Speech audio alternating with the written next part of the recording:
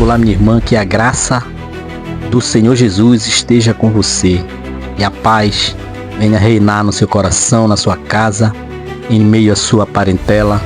Enfim, nós precisamos todos os dias da presença do Espírito Santo de Deus. Irmãos, eu quero aqui neste vídeo continuar o assunto. É um assunto controverso, né? Muitas das pessoas têm algumas opiniões formadas, mas é simples nós entendermos o que estou falando. Estou falando do livre-arbítrio, tá? O livre-arbítrio. Aí eu faço um ponto de interrogação aqui, porque eu já gravei um vídeo agora há pouco, falei um pouco sobre 1 Pedro, né? Quando Jesus chama Pedro e diz que ele é a pedra, né? E que aquela pedra seria a responsabilidade que Pedro assumiria naquele momento. Quando Deus, depois a gente vai gravar aqui outro vídeo falando sobre o chamado de Pedro, né? Quando Jesus chama Pedro e conversa com Pedro a respeito, né, das responsabilidades que ele iria assumir naquele momento, porque Jesus já sabia que estaria chegando o momento dele de ser condenado, de ser julgado, de ser crucificado e de ter morrido e ressuscitado naquele dia. Então Jesus já sabia que tudo iria acontecer por causa da sua onisciência.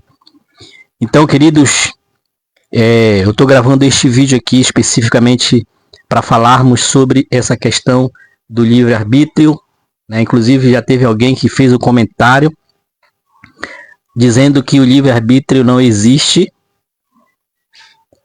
E aí entra o questionamento sobre a lei que Deus apresentou para o povo de Israel.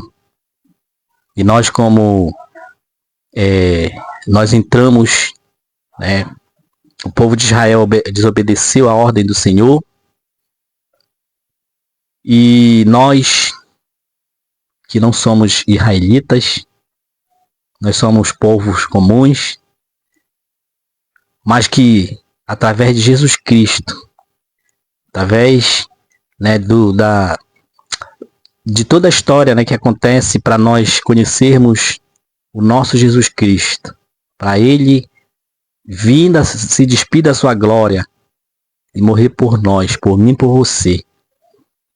E essa escolha não foi nada fácil. Não foi nada fácil essa escolha de Jesus, porque ele teve que passar por muitas situações e ele sabia que ele iria passar. Você já imaginou, né, Deus te dá onisciência para você saber o que vai acontecer com você daqui a pouco? E aí você seria o quê? Você ficaria com medo. Por isso que nós não temos a onisciência. O único que tem os 3 atributos, onisciência, onipresença, onipotência, é só Deus, é Jesus Cristo que tem. Mas nós vamos falar aqui sobre esse assunto que fala sobre o livre-arbítrio, tá? Que inclusive eu anotei aqui. Se você quiser abrir a sua Bíblia aí, tá? Eu preparei aqui o livre-arbítrio de Gênesis, tá?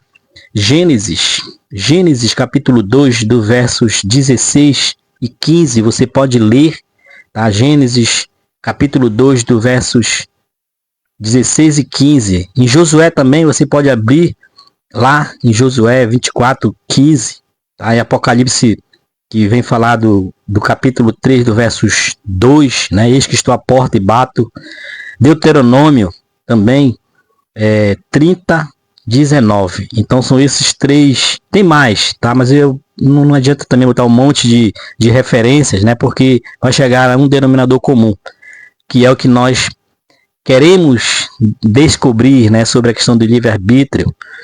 Então é isso aqui, algumas referências bíblicas. Eu espero que você reflita sobre esses assuntos. Não sei se você gosta de ler a Bíblia, não sei se você gosta de se alimentar da palavra do Senhor, porque quando Deus ele chama Pedro, é porque Pedro ele foi escolhido, não tem como voltar atrás, sabe?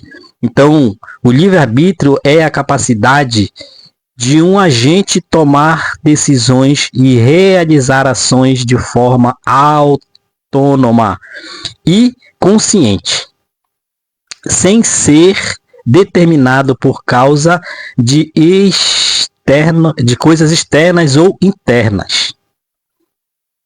E aí? Piorou mais ainda? Piorou mais ainda, né?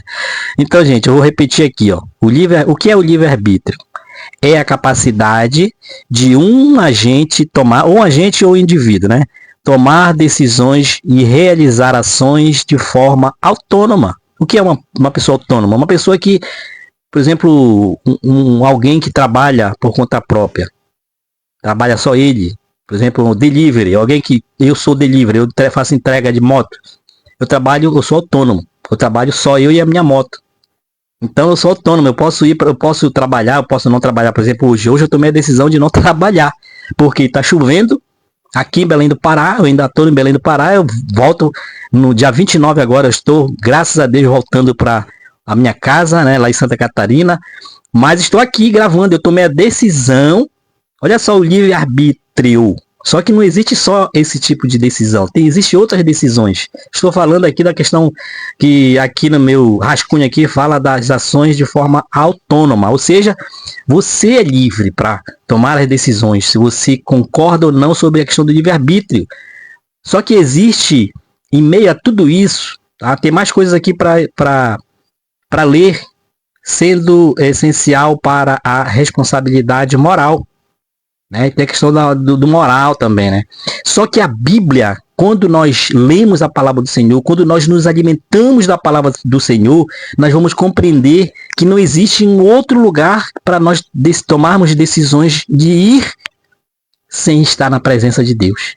Porque tudo que nós fazemos e tudo que nós pretendemos fazer, nós precisamos ter entendimento se aquilo vai trazer benefícios ou malefícios, não só para mim, como para quem está em torno de mim, que é a minha família.